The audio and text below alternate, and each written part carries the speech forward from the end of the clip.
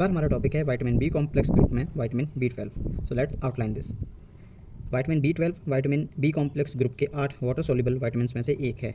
Vitamin B12 को हम cobalamin नाम से भी जानते हैं। ये नेसेसरी है क्योंकि ये making of DNA and for creating energy in our cells के लिए रिस्पॉन्सिबल है।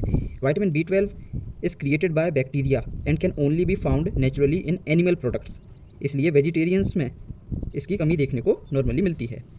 However, synthetic forms are widely available and added to many foods such as packaged cereals. हम सिंथेटिक फॉर्म भी बनाते हैं विटामिन B12 का, जो कि सप्लीमेंट्स के तौर पे ऐसे लोगों को जिनमें डेफिशिएंसी उनको दिया जा सकता है। विटामिन B12 इन्वॉल्व होता है न्यूक्लिक एसिड के मेटाबॉलिज्म में, मिथाइल ट्रांसफ़र में, माइलिन सिंथेसिस में एंड रिपेयर में। They are necessary for the formation of normal red blood cells and normal neural functions, यानी लाल रक्त कोशिकाओं के बनने में और न्यूरल फंक्शंस जो हैं, हमारे दिमाग से रिलेटेड फंक्शंस हैं, वो नॉर्मल हो सकें, इसमें विटामिन B12 का रोल है। Vitamin B12 in plasma is bound to transcobalamins 1 and 2। Transcobalamin 2 is responsible for delivering vitamin B12 to tissues, यानी हमारा जो ब्लड प्लाज्मा होता है उसमें विटामिन B12 जो है ये किसके साथ अटैच करता है, ट्रांसकोबालामिन 1 and 2 के साथ, और इन दोनों में से जो ट्रांसकोबालामिन 2 है कंपाउंड, वो डिलीवर करता है विटामिन B12 को ले जाकर हमारे टिश्यूज़ में। Vitamin B12 is well regulated by the body and stores of vitamin B12 can be accumulated in the liver, यानी हमारी बॉडी में विटामिन B12 अगर ज़्यादा हो जाता है तो वो लिवर में एक्यूमुलेट हो सकता है for the longer duration. There is no tolerable upper intake for vitamin B12, यानी इसकी कोई अपर इंटेक लिमिट नहीं है जो हमें नुकसान करे उससे ज़्यादा लेने पर। विटामिन B12 इफेक्टिव किन किन केसेस में है? Protection against heart diseases. Adequate levels of vitamin B12, B6 and B9 have been shown to lower levels of a protein in the blood जिसका नाम है होमोसिस्टीन। होमोसिस्टीन का लेवल अगर हमारे ब्लड में ज़्यादा होता है, चांसेस हैं कि हमें हार्ट रिलेटेड प्रॉब्लम्स होंगी, एंड विटामिन B12 अच्छी मात्रा में लेने से होमोसिस्टीन का लेवल नॉर्मल बना रहता है। Second, protect and repair DNA to reduce cancer risk and slow ageing. Absorption of vitamin B12 and folate is essential for DNA metabolism and maintenance, यानी DNA के चयापचय की प्रोसेस और उसके मेंटेनेंस की प्रोसेस में B12 का रोल है। विच में reduce the risk of cancer and slow down ageing, यानी कैंसर का जो खतरा है हम पर उसको कम करता है, और जो एजिंग से रिलेटेड हमारी बॉडी में चेंजेस आते हैं उनको भी ये धीमा कर देता है। तीसरा, protect against dementia and cognitive decline. Lack of vitamin B12 increases homocysteine levels. अगर B12 का लेवल हमारी बॉडी में कम है तो होमोसिस्टीन का लेवल हमारे ब्लड में बढ़ जाएगा, which in turn decreases the body's ability to metabolise neurotransmitters. और अगर ऐसा होता है तो हमारी बॉडी न्यूरोट्रांसमीटर्स जो केमिकल्स होते हैं उनको मेटाबोलाइज नहीं कर पाती है अच्छे से। Due to limitations with creating long term control studies in human population, no definite link between increased vitamin B12 levels and cognitive function has been found. Proper long term duration की studies ना हो पाने की वजह से B12 और cognitive यानी हमारी बौद्धिक जो डेवलपमेंट है उसके बीच का लिंक क्लियरली हम पता नहीं लगा पाए हैं। हालांकि ऑब्जर्वेशनल स्टडीज़ सजेस्ट करती हैं कि होमोसिस्टीन का लेवल अगर इंक्रीज़ है तो ये अल्जाइमर डिसीज़ को न्योता दे सकता है और हमें डिमेंशिया के करीब भी ले जा सकता है। And low levels of vitamin B12 have been associated with cognitive decline, यानी हमारी बौद्धिक जो डेवलपमेंट है उसमें डिक्लाइन देखने को मिला है ऑब्जर्वेशनल स्टडीज़ में जब B12 का लेवल कम होता है।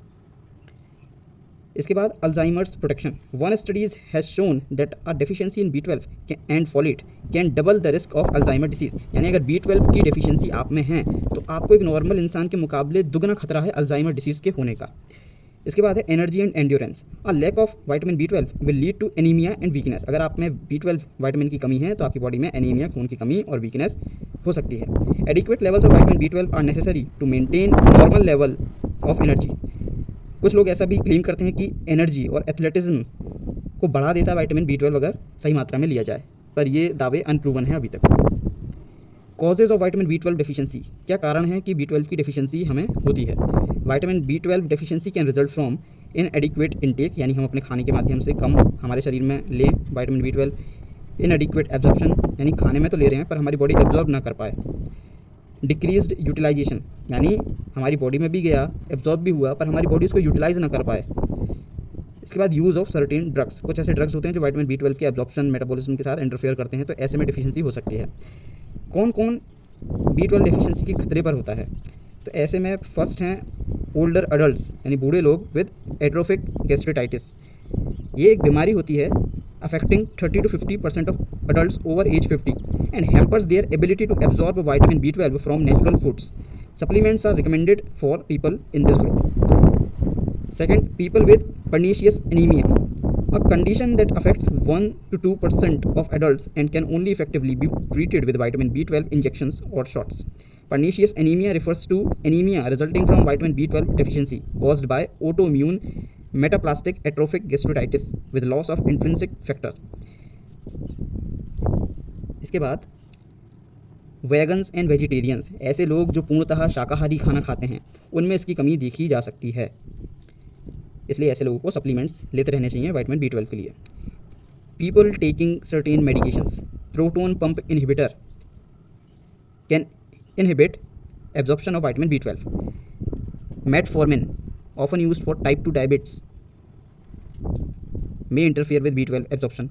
Histamine antagonists, ये भी इंटरफेयर कर सकते हैं विटामिन B12 के एब्जॉर्प्शन के साथ. तो कुछ ड्रग्स जो हैं वो भी इंटरफेयर कर सकते हैं विटामिन B12 के एब्जॉर्प्शन के साथ आपकी बॉडी में.